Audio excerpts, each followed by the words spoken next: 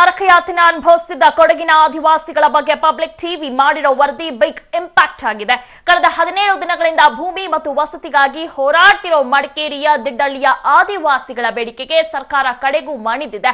ಇವತ್ತು ಸಮಾಜ ಕಲ್ಯಾಣ ಇಲಾಖೆ ಸಚಿವ ಆಂಜನೇಯ ದಿಡ್ಡಳ್ಳಿಗೆ ಭೇಟಿ ನೀಡಿ ಆದಿವಾಸಿಗಳೊಂದಿಗೆ ಮಾತುಕತೆಯನ್ನ ನಡೆಸಿದ್ರು.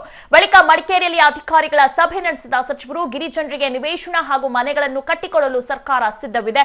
1 ತಿಂಗಳೊಳಗೆ ವಿರಾಜಪೇಟೆ ತಾಲೂಕಿನ ವಿವಿಧೆಡೆ ನಿವೇಶನ ನೀಡ್ತೇವೆ, ಸಾಧ್ಯವಾದರೆ ಖಾಸಗಿ ವ್ಯಕ್ತಿಗಳಿಂದ ಭೂಮಿ ಖರೀದಿಸಿ ನೀಡ್ತೇವೆ. ಮುಂದಿನ 1 ತಿಂಗಳವರೆಗೆ ದಿಡ್ಡಳ್ಳಿಯಲ್ಲಿ ಆದಿವಾಸಿಗಳಿಗೆ ತಾತ್ಕಾಲಿಕ ವ್ಯವಸ್ಥೆ ಮಾಡ್ತೇವೆ. ಅದಕ್ಕೆ ಸರ್ಕಾರ 1 ಕೋಟಿ ರೂಪಾಯಿ ಬಿಡುಗಡೆ ಮಾಡಿದೆ ಅಂತ ಸಚಿವರು ಮಾಹಿತಿ ನೀಡಿದ್ರು. ಇನ್ನು ಸರ್ಕಾರದ ಭರವಸೆಯ ಹಿನ್ನೆಲೆಯಲ್ಲಿ ಹೋರಾಟವನ್ನು ಕೈಬಿಡ್ತೇವೆ, ಸರ್ಕಾರ ಮಾತಿಗೆ ತಪ್ಪಿದ್ರೆ ತೀವ್ರ ಹೋರಾಟ ಮಾಡುವುದಾಗಿ ಆದಿವಾಸಿ ಹೋರಾಟಗಾರರು ತಿಳಿಸಿದ್ದಾರೆ.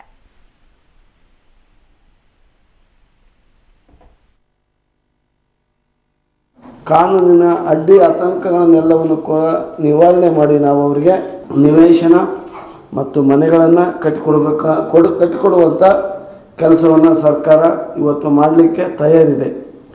ಈಗೇನು ದಿಗ್ದಳ್ಳಿಯಲ್ಲಿ ತಾತ್ಕಾಲಿಕವಾಗಿ ಅವರು ಆಶ್ರಮ ಶಾಲೆಯ ಆವರಣದಲ್ಲಿ ಅಲ್ಲಿ ಏನು ನೆಲೆಸಿದ್ದಾರೆ, ಅವ್ರಿಗೆ 1 ತಿಂಗಳು ಕಾಲದವರೆಗೂ ಅವರು ಅಲ್ಲೇ ಇರಬೇಕು.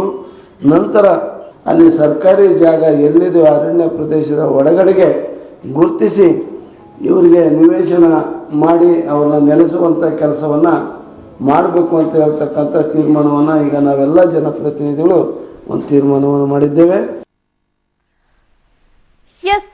ಏನು ಸುರು ಕಳೆದುಕೊಂಡ ನರಕಯಾತನೆ ಅನುಭವಿಸಿದ ಕೊಡಗಿನ ಆದಿವಾಸಿಗಳ ಬಗ್ಗೆ ಪಬ್ಲಿಕ್ ಟಿವಿ ಮಾಡಿರೋ ವರದಿ ಏನೋ ಬಿಗ್ ಇಂಪ್ಯಾಕ್ಟ್ ಆಗಿದೆ. ಯಾಕಂದ್ರೆ ಕಳೆದ 17 ದಿನಗಳಿಂದ ಭೂಮಿ ಮತ್ತು ವಸತಿಗಾಗಿ ಹೋರಾಡ್ತಿರೋ ಮಡಿಕೇರಿ ದಿಡ್ಡಳ್ಳಿ ಆದಿವಾಸಿಗಳಿಗೆ ಬೇಡಿಕೆಗೆ ಸರ್ಕಾರ ಕಡೆಗೂ ಮಣಿದಿದೆ. ಇನ್ನು ರಾಜ್ಯ ಸರ್ಕಾರದ 1 ಕೋಟಿ ರೂಪಾಯಿ ಬಿಡುಗಡೆ ಮಾಡಿದೆ ಅಂತ ಸಚಿವರು ಈಗಾಗಲೇ ಮಾಹಿತಿಯನ್ನ ನೀಡಿದ್ರು. ಇನ್ನು ಸರ್ಕಾರದ ಭರವಸೆಯ ಹಿನ್ನೆಲೆಯಲ್ಲಿ ಹೋರಾಟವನ್ನ ಈಗ ಸದ್ಯಕ್ಕೆ ಆದಿವಾಸಿಗಳು ಕೈ ಬಿಡ್ತೇವೆ, ನಂತರ ಅಂದ್ರೆ ಸರ್ಕಾರ ಮಾತಿಗೆ ಒಂದು ವೇಳೆ ಏನಾದರೂ ತಪ್ಪಿದ್ರೆ ತೀವ್ರ ಹೋರಾಟ ಮಾಡೋದಾಗಿ ಈಗ ಆದಿವಾಸಿ ಹೋರಾಟಗಾರರು ತಿಳಿಸಿದ್ದಾರೆ.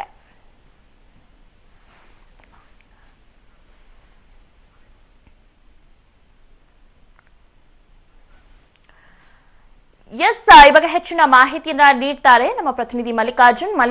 ಈಗ ಅಲ್ಲಿ ಸಿಚುವೇಶನ್ ಹೇಗಿದೆ ಅಂದ್ರೆ ಈಗ ಸಚಿವರು ಬಂದು ಆಂಜನೇಯ ಅವರು ಹೇಳಿದ್ದಾರೆ, ಅಂದ್ರೆ ಸರ್ಕಾರ ಈಗ 1 ಕೋಟಿ ರೂಪಾಯಿ ಬಿಡುಗಡೆ ಮಾಡಿದೆ, 1 ತಿಂಗಳು ಸಮಯ ಕೊಡಿ, ಮನೆಗಳನ್ನ ಕಟ್ಟಿಸ್ಕೊಡ್ತೀವಿ ಅಂತ ಹೇಳಿದ್ದಾರೆ. ಸೊ ಏನ್ ಹೇಳ್ತಾರೆ ಈಗ ಜನ?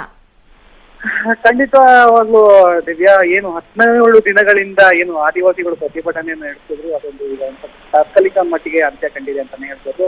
ಸಚಿವರು ಬೆಳಗಿಂದನೂ ಕೂಡ ಒಂದು ಹಾಡಿಗೆ ವಿಸಿಟ್ ಮಾಡಿದ್ರು, ಮತ್ತೆ ಅಧಿಕಾರಿಗಳೊಂದಿಗೆ ಸಭೆ ನಡೆಸಿದ್ರು.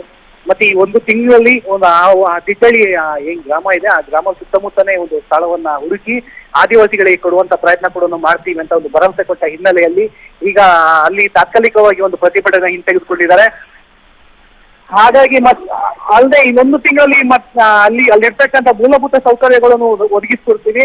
ಹಾಗಾಗಿ ಸ್ಥಳದಲ್ಲೇ 1 ಕೋಟಿ ರೂ ಕೂಡ ಬಿಡುಗಡೆ ಮಾಡಿದ್ರು. ಅಂದ್ರೆ ಆದಿವಾಸಿಗಳಿಗೆ ಏನ್ ಮೂಲಭೂತ ಸೌಕರ್ಯಗಳಿರ್ಬೋದು ಮತ್ತಿತರ ಸವಲತ್ತುಗಳಿಗಾಗಿ ಅವರು ಈಗಾಗಲೇ 1 ಕೋಟಿ ಕೂಡ ರಿಲೀಸ್ ಮಾಡಿದ್ದಾರೆ. ಓಕೆ ಮಲ್ಲಿಕಾರ್ಜುನ್, ಧನ್ಯವಾದಗಳು ತಮ್ಮ ಮಾಹಿತಿಗಾಗಿ. ಮೋದಿಗೆ ಸಹಾರಾ ಸಂಸ್ಥೆಯಿಂದ 40 ಕೋಟಿ ಹಾಗೂ ಬಿರ್ಲಾ ಸಂಸ್ಥೆಯಿಂದ 12 ಕೋಟಿ ಕಿಕ್ ಬ್ಯಾಕ್ ಸಿಕ್ಕಿದೆ ಅನ್ನೋ ಆರೋಪದ ದಾಖಲೆಗಳನ್ನು ಇವತ್ತು ರಾಹುಲ್ ಗಾಂಧಿ ತಮ್ಮ ಟ್ವಿಟರ್ ಖಾತೆಯಲ್ಲಿ ಹಂಚಿಕೊಂಡಿದ್ದಾರೆ. ಇನ್ನು ನಿನ್ನೆ ರಾಹುಲ್ ಆರೋಪಕ್ಕೆ ಇವತ್ತು ಸ್ವಕ್ಷೇತ್ರ ವಾರಣಾಸಿಯಲ್ಲಿ ಪ್ರಧಾನಿ ಮೋದಿ ತಿರುಗೇಟು ಕೊಟ್ಟರು. ಮೊದಲಿಗೆ ಒಂದು ಬ್ರೇಕಿಂಗ್ ನ್ಯೂಸ್ ಇದೆ. ರಾಜ್ಯ ಸರ್ಕಾರ ಬಿದ್ದು ಹೋಗುತ್ತೆ, 3 ಸಚಿವರು ರಾಜೀನಾಮೆಯನ್ನ ಕೊಡ್ತಾರೆ ಅಂತ ಯಡಿಯೂರಪ್ಪನವರು ಹೇಳ್ತಾನೆ ಇದ್ರು. ಆದ್ರೆ ಇದುವರೆಗೂ ಕೂಡ ಆ ವಿಷಯಕ್ಕೆ ಸಂಬಂಧಪಟ್ಟಂತೆ ಯಾವುದೇ ದಾಖಲೆಗಳನ್ನು ಅವರು ಬಿಡುಗಡೆ ಮಾಡಿಲ್ಲ.